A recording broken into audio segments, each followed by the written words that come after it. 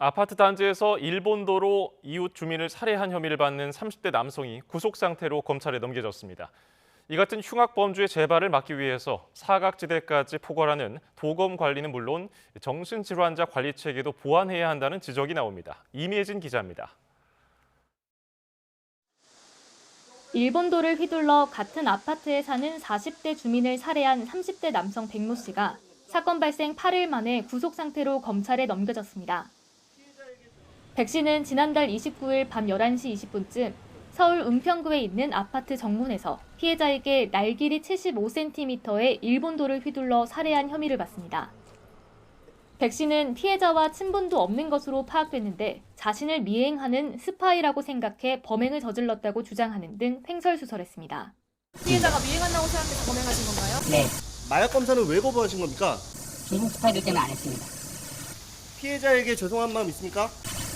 없습니다. 일본도를 왜 샀습니까? 중국 스파이를 처단하기 위해 샀습니다. 저는 멀쩡한 정신으로 하였습니다.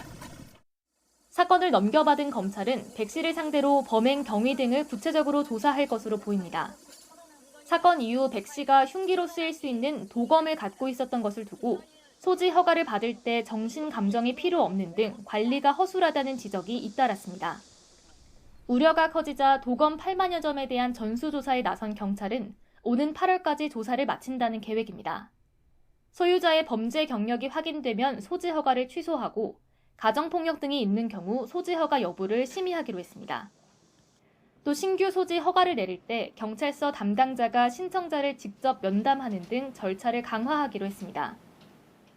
관련법 개정도 추진하는데 정신병력을 확인할 수 있는 서류를 제출하게 하고 3에서 5년마다 소지 허가를 갱신하게 하는 게 핵심입니다. 다만 휴대용 칼을 신고하지 않고 사용하는 경우나 별도의 신고가 필요 없는 다용도 칼 등 사각지대까지 포함한 관리 대책이 필요하다는 지적도 나옵니다. 이뿐 아니라 사건 발생 전 백 씨 관련 112 신고가 여러 차례 접수되는 등 전조 증상이 있었던 점 등을 볼 때 관련 정보 공유 등 정신질환자 관리 체계도 보완해야 한다는 목소리도 있습니다. 경찰이 사실은 정신건강을 중심으로 한 보건당국과 사회구조직 문제라는 복지적인 차원에서의 사회복지기관과의 어떤 정보의 공유라든가 공조가 더 원활하게 되어야만이 이런 것이 가능해요. 흉악 범죄로 인한 불안이 커지는 가운데 재발 방지를 위해 다양한 측면에서 대책이 논의돼야 할 것으로 보입니다. YTN 임혜진입니다.